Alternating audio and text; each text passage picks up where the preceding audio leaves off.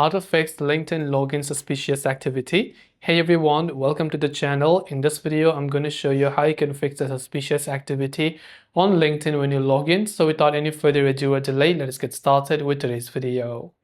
To fix a suspicious login activity on LinkedIn, there could be various reasons you're facing this issue.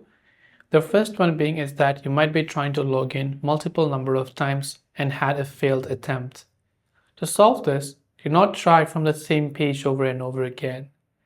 If you're using on mobile, especially on Android, long press the LinkedIn application. Look for the I button that says App Info and tap on it. Then you can go to Storage Usage, then clear the application data for LinkedIn.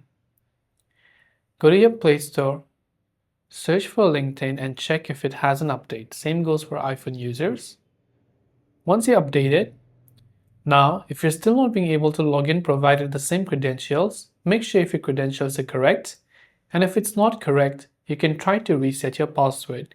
To reset your password, tap on the Forgot Password button to reset it. Enter your email or phone associated with your LinkedIn account. It's going to send you a verification code. Once the verification is complete, you'll be able to log in without any issues.